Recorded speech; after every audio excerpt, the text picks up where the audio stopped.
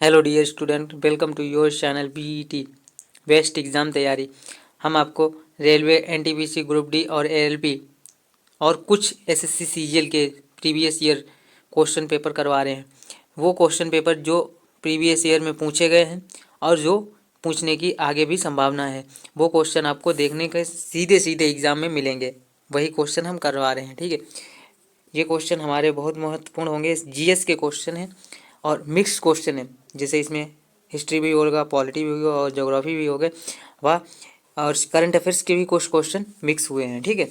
तो ये क्वेश्चन हम करते हैं और अपना स्कोर देखते रहना और कितना है विश्लेषण को ज़रूर ध्यान से देखना है। आप चाहें तो इसे 2x की स्पीड में भी देख सकते हैं, क्योंकि आप जितनी जल्दी देखेंगे बस आपको समझ में आ जाना। और ये भी नहीं कि ज़्यादा 2x की स्पीड के चक्कर में कुछ समझ में ना आए। कोई भी क्लास हो देखो आराम से, जिससे समझ में आए। 2 घंटे लगे 2 बार देखो, बस वही चीज़ अगर जल्दी जल्दी देखोगे हो सकता है वो जल्दी, जितना जल्दी क्लास ख़त्म करोगे उतनी जल्दी भूल जाओगे। तो आराम से देखोगे, ज़्यादा देर तक याद रहेगा, ठीक है। तो इसको आराम से देखना है, टाइम से टाइम लेकर, ये नहीं कि तुरंत देखा बस जल्दी जल्दी। 2x की स्पीड में देखना तो है, लेकिन 2x की स्पीड से एक हमें मतलब हानि होती है। क्या होता है कि जल्दी से देखने की वजह से भूल जाते हैं। तो इसी वजह से देखो, लेकिन ये भी नहीं कि जितना जल्दी देखो कि भूल जाओ। हम तो कहते हैं आराम से देखिए। 20-25 मिनट की क्लास होती तो पूरा देख लीजिए आराम से। 20-25 मिनट से ध्यान से पढ़ोगे, बस भूलने की संभावना ही नहीं रहेगी। अगर जब 2x की स्पीड में देखोगे तो फिर टाइम लगेगा और उसमें जल्दी से देख लोगे लेकिन याद ना कुछ हो, फिर क्या फ़ायदा है ऐसा। चलो फिलहाल अपनी क्लास की तरफ चलते हैं।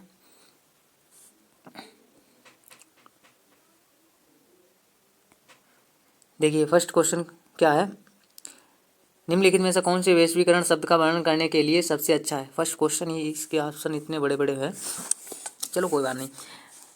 क्या रहा है, राष्ट्रीय सीमाओं के अपार माल का आदान प्रदान करना। दूसरा है राष्ट्रीय सीमाओं को राष्ट्रीय सीमाओं के पार वस्तुओं पर सेवाओं का आदान प्रदान करना। राष्ट्रीय सीमाओं के पार माल और सेवाओं और पूंजी का आदान प्रदान करना। और चौथा है राष्ट्रीय सीमाओं के पार वस्तुओं और सेवाओं को पूंजी और सूचना का आदान प्रदान करना। तो सही इसका आंसर हो जाएगा राष्ट्रीय सीमाओं के पार वस्तुओं और सेवाओं, लोगों और पूंजी और सूचनाओं का आदान प्रदान करना, ये इसका सही आंसर होगा। देखिए इसका विश्लेषण देखते हैं क्या है। विश्लेषण WHO के अनुसार, किसके अनुसार, WHO के अनुसार वैश्वीकरण को लोगों और देशों की बढ़ी हुई अंतर संबंध और लोक अन्योन्याश्रयता के रूप में परिभाषित किया जा सकता है। अन्योन्याश्रयता के रूप में परिभाषित किया जा सकता है। यह प्रायः दो परस्पर संबंधित तत्वों को मिलाकर को शामिल करने के लिए समझा जा सकता है। माल सेवाओं, वित्त, लोक और विचारों की तेजी प्रवाह के अंतर्गत सीमाओं का उद्घाटन और राष्ट्रीय और अंतर्राष्ट्रीय स्तर पर संस्थानों और नीतियों में परिवर्तन, जो ऐसे प्रभाव को सुविधाजनक बढ़ावा देते हैं। वैश्वीकरण राष्ट्रीय सीमाओं के पार माल, सेवाओं और लोग, पूंजी और सूचनाओं का एक मुक्त आगमन का आदान प्रदान करते हैं। देखिए नेक्स्ट क्वेश्चन देखते हैं क्या। नेक्स्ट क्वेश्चन देखिए, भारतीय संविधान के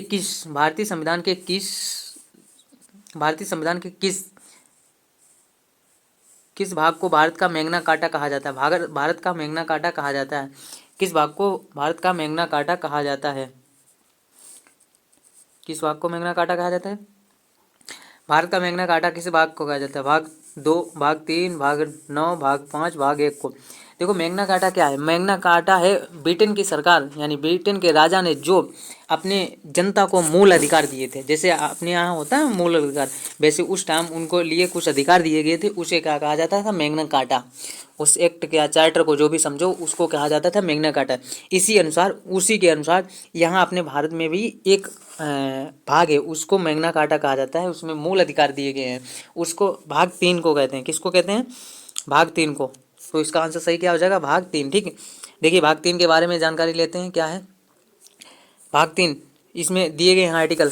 भाग 3 भारतीय संविधान का भाग 3 अनुच्छेद 12 से 36। भारतीय संविधान का भाग 3 अनुच्छेद 12 से 36 मौलिक अधिकारों का विवरण देता है। किसका अधिकारों का विवरण देता है?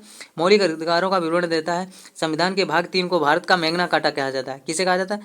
संविधान के भाग 3 को भारत का मैग्ना कार्टा कहा जाता है। मैग्ना कार्टा अधिकार एक रूप है। मैग्ना कार्टा अधिकार एक रूप है जिसे इंग्लैंड के राजा जॉन ने 1215 ईस्वी में सामंतों के दबाव में जारी किया था। 1215 ईस्वी में सामंतों के दबाव में जारी किया था। यह नागरिकों के मौलिक अधिकार से संबंधित पहला लिखित दस्तावेज था। देखो पहले था, लेकिन क्या था? लिखित दस्तावेज नहीं था। लेकिन ये क्या हुआ? अब लिखित दस्तावेज हो गया है। 1215 ईस्वी में मैग्ना कार्टा कहा जाता है भारत का। 12 से 36 आर्टिकल में दिया गया है। भाग 3 में है, यही जानकारी है। देखो भाग 3 में 12 से 36 का तक क्या है? मौलिक अधिकार हैं। इसी को मतलब भाग 3 को या 12 से 35 तक इसको क्या कहा जाता है? भारत का मैग्ना कार्टा कहा जाता है। मैग्ना कार्टा है क्या? इंग्लैंड के राजा जॉन ने 1215 ईस्वी में सामंतों के दबाव में जारी किया था। नेक्स्ट क्वेश्चन देखते हैं। निम्नलिखित में से उपनिषदों में से किस मृत्यु का रहस्य कहा जाता है? किस उपनिषद में से किसे मृत्यु का रहस्य कहा जाता है? कठोपनिषद और मंडूकोपनिषद, मांडुक्य और मंडूका। तो सही आंसर इसका क्या हो जाएगा? कठोपनिषद। देखिए कठोपनिषद में ही दिया गया है। कठोपनिषद के बारे में कह रहा है।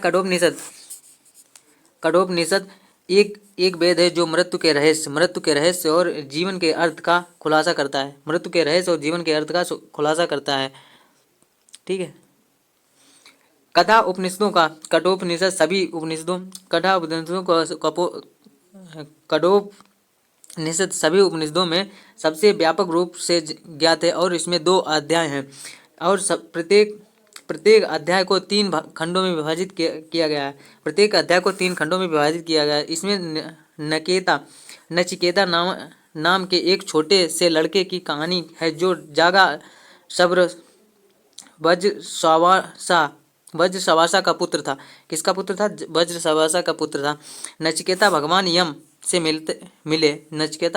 से मिले और उन्होंने मनुष्य के स्वभाव, ज्ञान, आत्मा, मोक्ष की चर्चा की। देखो कौन भगवान यम से मिला? नचिकेता। उन्होंने क्या क्या किया?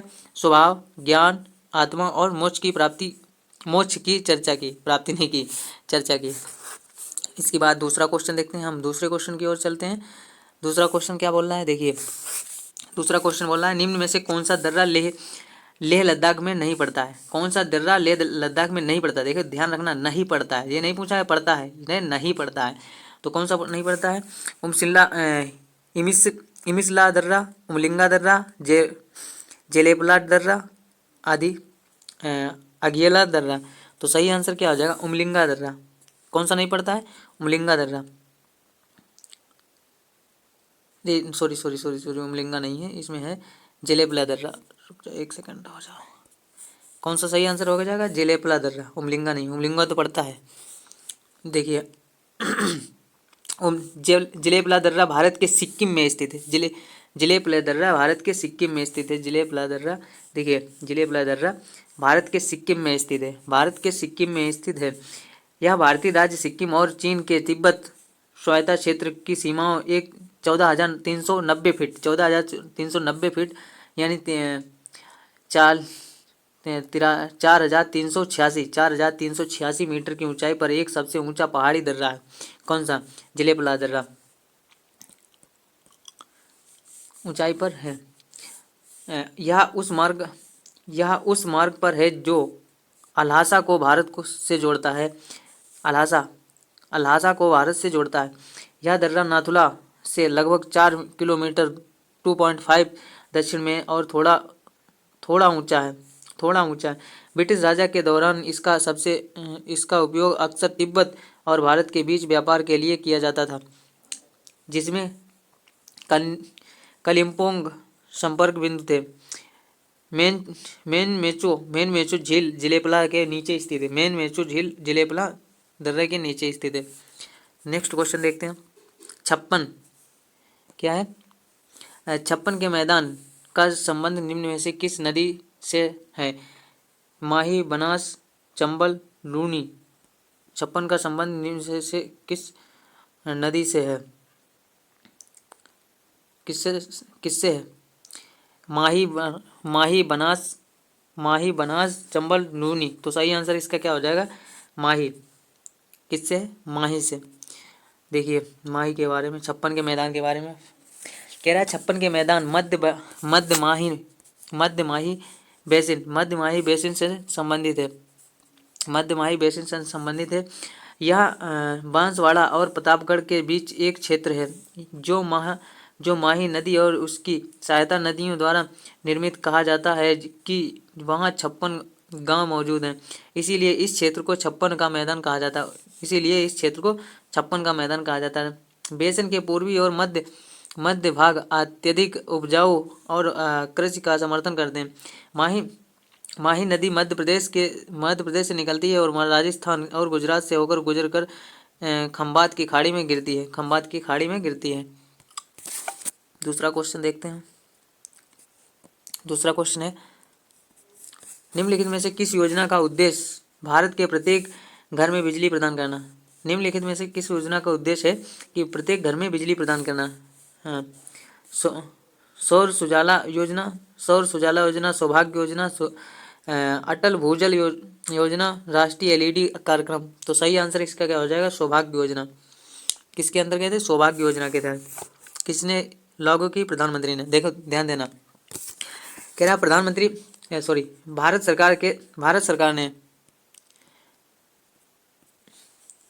भारत सरकार ने 25 दिसंबर 2017 को प्रधानमंत्री सहज बिजली घर योजना यानी सौभाग्य शुरू किया।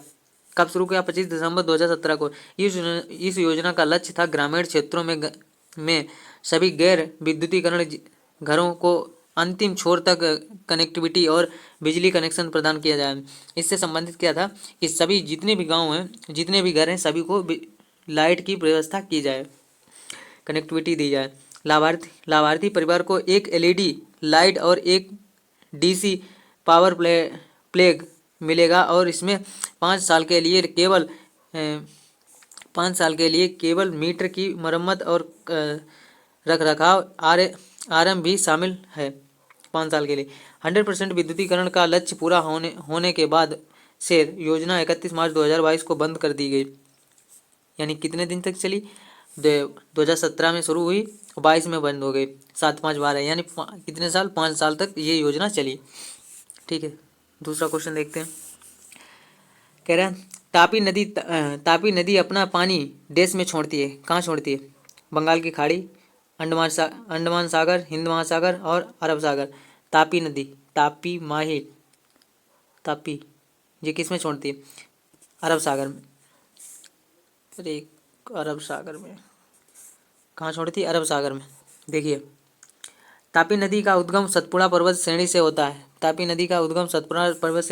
है। सतपुड़ा पर्वत श्रेणी पहाड़ियों की एक श्रृंखला है जो नर्मदा और तापी नदियों के बीच है। यह सीमा गुजरात में पूर्व में महाराष्ट्र और मध्य प्रदेश से सीमाओं से पूर्वी और छत्तीसगढ़ तक फैली हुई है। तापी नदी सतपुड़ा के पूर्व मध्य भाग से उद्गमित होती है। इसे नर्मदा नदी के जुड़वा के रूप में जाना जाता है। इस नदी की कुल लंबाई 724 किलोमीटर है। किसकी? तापी नदी की कुल लंबाई 724 किलोमीटर है। इसकी सहायक नदियाँ बैतूल, बैतूल, पूर्णा और अरुणावती। अरब सागर में गिरने से पहले तापी नदी बेसिन मध्य प्रदेश, गुजरात और महाराष्ट्र के कुछ हिस्सों को कवर करती है। अरब सागर में गिरने से पहले तापी नदी कुछ हिस्सों को कवर करती है, जैसे मध्य प्रदेश, गुजरात और महाराष्ट्र के कुछ हिस्सों को कवर करती है। हम चलते हैं अपने नेक्स्ट क्वेश्चन की तरफ। कह रहा है रोजर्स कप निम्न में से किस खेल से संबंधित है? हॉकी, बैडमिंटन, टेनिस और क्रिकेट। तो सही आंसर इसका हो जाएगा टेनिस। बैडमिंटन, टेनिस नहीं, बैडमिंटन से संबंधित है रोजर कप। देखिए कप और ट्रॉफी क्या है। Hockey Sultan Azlan Shah cup, Azlan Shah cup, ध्यान ध्यानचंद ट्रॉफी और स्टेनली कप, स्टेनली कप। दूसरा टेनिस के बारे में है। टेनिस ऑस्ट्रेलियाई open, French open, Wimbledon open, USA open कितने होते हैं। देखिए ऑस्ट्रेलियाई ओपन, विंबलडन ओपन, ऑस्ट्रेलियाई open, French open, Wimbledon open, USA open. Cricket Roger cup, Ranji trophy, सरशाह कप, आईसीसी विश्व कप। ठीक है। फुटबॉल फीफा वर्ल्ड कप, ये सबसे महत्वपूर्ण है। कौन सा? FIFA World Cup. FIFA World Cup, UEFA Champions League, Rovers Cup और आईफा सीड। चलिए दूसरा क्वेश्चन देखते हैं। WHO का मुख्यालय निम्न में से किस शहर में स्थित है। बड़ा सिंपल क्वेश्चन, ये तो सभी को पता होगा। ये बताना है अपने कमेंट में, ठीक है। ये हम आपको नहीं बताएंगे, ठीक। तो देखिए ये फिर भी आप बता देना, क्वेश्चन मैंने दिखा तो दिया विश्लेषण में। विजयनगर वास्तुकला द्रविड़ शैली का सबसे विकसित उदाहरण है। देखिए क्या बोल रहा है। विजयनगर वास्तुकला द्रविड़ शैली का सबसे विकसित उदाहरण है। निम्न में से कौन सा मंदिर विजयनगर स्थापत्य शैली का है। विजयनगर स्थापत्य शैली का है। विरूपच्छा मंदिर, तिरुपति मंदिर, सोमनाथ मंदिर, मीनाक्षी मंदिर। तो सही आंसर इसका क्या हो जाएगा? विरूपच्छा मंदिर। क्या होगा? विरूपच्छा मंदिर। देखिए विश्लेषण में विरूपच्छा मंदिर का निर्माण द्रविड़ शैली में किया गया। विरूपच्छा मंदिर का निर्माण द्रविड़ शैली में किया गया। द्रविड़ शैली में विरूपच्छा मंदिर कर्नाटक के हम्पी में स्थित है। विरूपच्छा मंदिर कर्नाटक के हम्पी में स्थित है। हम्पी में स्थित है, जिन्हें यूनेस्को, यह हम्पी में स्थित मंदिरों का एक भाग है जिन्हें यूनेस्को द्वारा विश्व धरोहर स्थल के रूप में नामित किया गया। मंदिर निर्माण की शैली दक्षिण भारत में लोकप्रिय थी। मंदिर निर्माण की उत्तर पूर्वी शैली को नागर शैली कहा जाता है। उत्तर पूर्वी यानी उत्तर पूर्वी को क्या कहा जाता है? नागर शैली। उत्तर पूर्वी को नागर शैली कहा जाता है। उत्तर पूर्वी को नागर शैली कहा जाता है और इधर दक्षिण को क्या कहा जाता है? दक्षिण को द्रविड़ शैली कहा जाता है। ठीक है। नागर शैली और द्रविड़ और नागर शैली के मिश्रण को मंदिर की बेसर शैली के रूप में जाना जाता है। देखो जो उत्तर भारत की और दक्षिण भारत की दोनों की मिक्स है, उन्हें क्या कहा जाता है? बेसर शैली कहा जाता है। ठीक है। चलो नेक्स्ट क्वेश्चन की तरफ चलते हैं। नेक्स्ट क्वेश्चन बोल रहा है, कह रहा हीराकुंड बांध किस नदी पर स्थित है। Simple question, Ganga, Chenab, Ravi, Mahanadi. सही आंसर महानदी। ये तो क्वेश्चन बच्चों वाला है, बता दिया होगा आप लोगों ने। देखिए कह रहा हीराकुंड बांध महानदी पर स्थित पर बनाया गया है। हीराकुंड बांध उड़ीसा के संबलपुर शहर के करीब है। संबलपुर को उड़ीसा का चावल का कटोरा कहा जाता है। संबलपुर को उड़ीसा का चावल का कटोरा कहा जाता है। दूसरा क्वेश्चन क्या है, निम्न में से किस व्यक्ति ने किताब अल हिंद नामक पुस्तक लिखी। जुहैर इब्न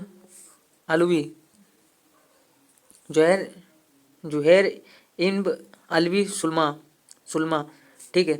दूसरा है अंतारा इब्न शहद्दा अलबरूनी और इमरू अल कैश। ठीक है। तो सही आंसर इसका क्या हो जाएगा? अलबरूनी। वेरी सिंपल क्वेश्चन इसके बारे में। देखिए इसका विश्लेषण देखते हैं। अलबरूनी ने किताब अल हिंद को अरबी भाषा में लिखा जो सरल और स्पष्ट है। अलबरूनी ने अरबी भाषा में लिखा किसे? किताब अल हिंद को, जो सरल और स्पष्ट है। यह धर्म और दर्शन त्योहार, खगोल विज्ञान, कीमिया और भ्रष्टाचार और रीति रिवाज, सामाजिक जीवन, वजन और माप शास्त्र, कानून और माप विद्या जैसे विषयों पर 80 अध्यायों में विभाजित विशाल पाठ है। आमतौर पर हालांकि हमेशा नहीं, अलबरूनी ने प्रत्येक अध्याय में एक विशिष्ट संरचना को अपनाया है जो एक प्रश्न के साथ शुरू होती है, जिसके बाद संस्कृति और परंपराओं पर आधारित विवरण के और अन्य कृतियों के साथ तुलना के रूप में समाप्त होता है। हो गया विश्लेषण। दूसरा क्वेश्चन देखते हैं। नेक्स्ट क्वेश्चन क्या है? प्लास्टिक प्रदूषण से निपटने के लिए वैश्विक उपायों से संबंधित निम्नलिखित कथनों पर विचार कीजिए। देखिए, पहला कथन क्या है? 2015 में पेरिस समझौते के साथ साथ प्लास्टिक प्रदूषण को समाप्त करने के लिए एक कानूनी रूप से बाध्यकारी संधि का हस्ताक्षर किया गया। सही बात है। दूसरा, नो एविएशन गठबंधन उन देशों का एक अनौपचारिक समूह है जो वैश्विक कानून रूप से बाध्यकारी संधि समर्थन करते हैं। ऊपर दिए गए कथनों का से कौन सा सही है? निम्न में से कौन सा सही है? तो पहला भी सही, दूसरा भी सही, यानी दोनों सही है। आंसर सही क्या हो जाएगा? Second, first and second. देखिए, अंतर्राष्ट्रीय वार्ता समिति INC की दूसरी समिति, रुक जाइए यहाँ पे, INC की दूसरी बैठक 29 मई से 2 जून 2023 तक आयोजित की गई। बैठक का समापन सदस्य देश द्वारा INC सचिवालय को समुद्री पर्यावरण सहित प्लास्टिक प्रदूषण को समाप्त करने के लिए एक अंतर्राष्ट्रीय कानूनी रूप बाध्यकारी उपकरण के लिए एक शून्य मसौदा विकसित करने का आदेश देने के साथ साथ हुआ। INC अध्यक्ष गुस्तागो अल्फ्रेडो मोंजा क्वाडा वेल्सेज ने 4 सितंबर 2023 को वैश्विक प्लास्टिक प्रदूषण संधि का शून्य मसौदा जारी किया। 13 से 19 नवंबर को नैरोबी केन्या में होने वाली अंतर सरकारी वार्ता INC की तीसरी बैठक में मसौदा पर बातचीत किया जाएगा। शून्य मसौदे में संस्थापक व्यवस्थाओं और अंतिम प्रावधानों के अलावा प्रस्ताव परिभाषाओं, सिद्धांतों और दायरे जैसे मुद्दे पर चर्चा करने के लिए 10 प्लेस होल्ड्स हैं। दूसरा क्वेश्चन देखते हैं। दूसरा क्वेश्चन क्या है? ललिता के लोक संगीत का एक रूप है। ललिता के लोक संगीत का एक रूप है। देखिए, मध्य प्रदेश, राजस्थान, महाराष्ट्र और गुजरात। तो सही आंसर इसका क्या हो जाएगा? महाराष्ट्र। ललिता के लोक संगीत का एक रूप है महाराष्ट्र का। कह रहा है ललिता महाराष्ट्र का एक लोक संगीत रूप है। ललिता महाराष्ट्र का एक लोक संगीत रूप है। महाराष्ट्र में लोक संगीत के अन्य नाम जैसे गोंधल, लावड़ी, पोपदास और तमाशा, ये महाराष्ट्र के लोकल डांस फॉर्म है। गोंधल, लावणी, पोपदास और तमाशा सबसे ज़्यादा। दूसरा क्वेश्चन, श्रीहरिकोटा किस राज्य में स्थित है? ये तो आपको पता होगा। श्रीहरिकोटा किस राज्य में स्थित है? तमिलनाडु, आंध्र प्रदेश, गुजरात और उड़ीसा। तो सही आंसर इसका क्या हो जाएगा? आंध्र प्रदेश। कहाँ स्थित है? आंध्र प्रदेश में। यहाँ क्या है? हरिकोटा में क्या है? स्पेस इसरो का लॉन्चिंग पैड। श्रीहरिकोटा यह बंगाल की खाड़ी के पास एक बांदा द्वीप है। यह आंध्र प्रदेश के इन्नौर जिले में स्थित है। सतीश धवन अंतरिक्ष केंद्र भी यहीं पर स्थित है। इसे स्पेस स्पोर्ट्स ऑफ इंडिया कहा जाता है। इसे स्पेस स्पोर्ट्स ऑफ इंडिया के नाम से भी जाना जाता है। किसे? श्रीहरिकोटा को। इजराइल की मुद्रा क्या है? इजराइल की मुद्रा क्या है? टोग्रोग, रियाल और इजरायली दिनार और नई केशल। तो नई करेंसी क्या है इसकी? नई सेकेल।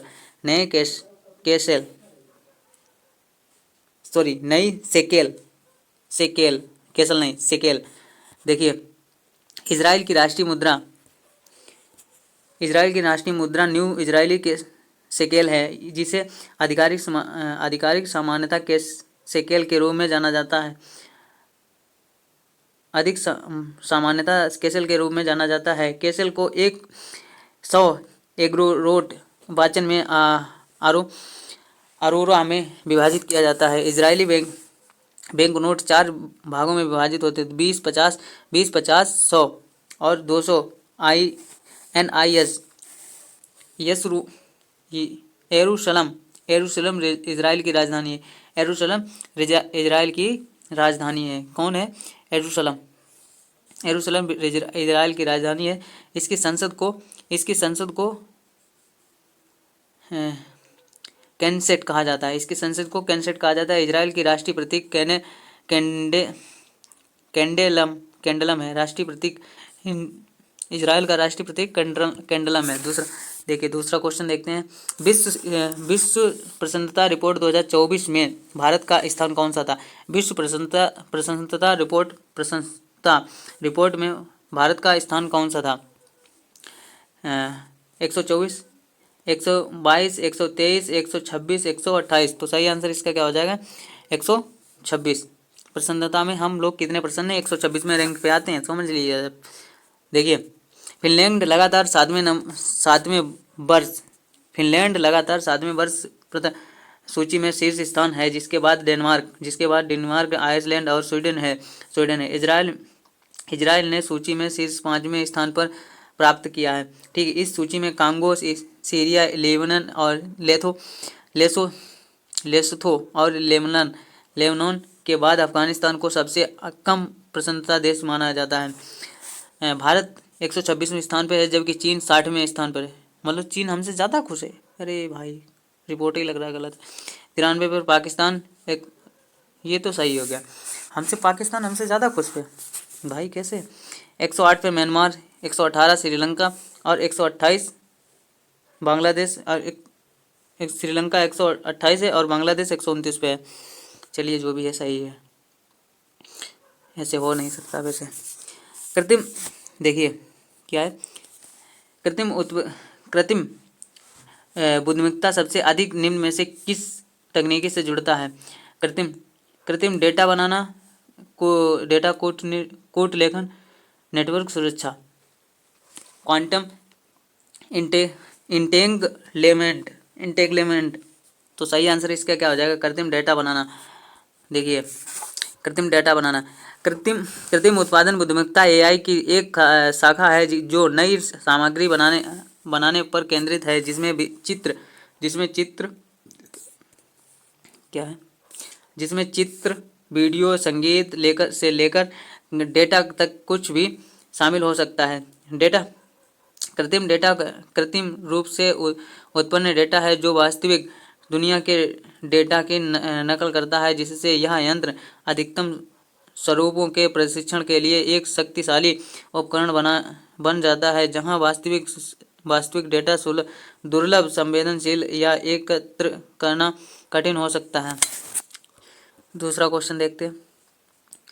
दूसरा क्वेश्चन क्या है? प्रथम घरेलू विद्युत रेफ्रिजरेटर या फ्रिज का आविष्कार किसने किया था? देखिए, फ्रेम डब्ल्यू वुल्फ, कोकरेल और स्वाम्बते पाबो और इगोर सिकोल्स्की। तो सही आंसर इसका क्या हो जाएगा? Fred W Wolf. देखिए, विश्लेषण देखते हैं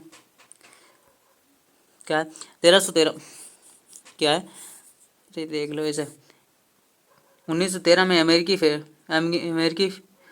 फ्रेड डब्ल्यू फ्रूल्ड ने पहले घरेलू इलेक्ट्रिक रेफ्रिजरेटर का आविष्कार किया, जिसमें आइस बॉक्स के शीर्ष पर एक प्रशीतन इकाई थी। देखिए, हमने क्वेश्चन करवा दिए हैं। कितने करवाए हैं? 20 क्वेश्चन, जिसमें से आपको एक होमवर्क के लिए दिया है। तो 20 में थे, मतलब 19 क्वेश्चन हमने करवाए हैं। ये क्वेश्चन आपको कहने के लिए बहुत आवश्यक हैं, क्योंकि ये क्वेश्चन एग्जाम में आने की बहुत अधिक संभावनाएं होती हैं। क्वेश्चन तो 70% प्रीवियस ईयर ही होता है, तो हम क्यों ना करें कि 70% की अपनी तैयारी फुल कर लें। तो इसी वजह से प्रीवियस ईयर क्वेश्चन लगाना बहुत महत्वपूर्ण है। प्रीवियस ईयर क्वेश्चन ज़रूर ध्यान से पढ़ें, ठीक है। आपने अगर ये PDF फाइल चाहिए तो अपने चैनल को ज्वाइन कर सकते हैं। कौन से चैनल को? टेलीग्राम चैनल को। वो लिंक कहाँ मिलेगा? वो लिंक मिलेगा कमेंट में, या फिर आप जाइए मेन चैनल पे जाने के बाद उसमें लिंक पे जाइए, बायो में जाना, लिंक में मिल जाएगा। लिंक में वहाँ पिन किया हुआ है टेलीग्राम लिंक। तो वैसे आप क्लिक करेंगे, वैसे सीधे टेलीग्राम पे पहुँच जाएंगे। वहाँ से सीधे ये फाइल आप डाउनलोड कर सकते हैं, डायरेक्ट भी पढ़ सकते हैं। मैंने करवा भी दिए, समझ भी लिए, ठीक है।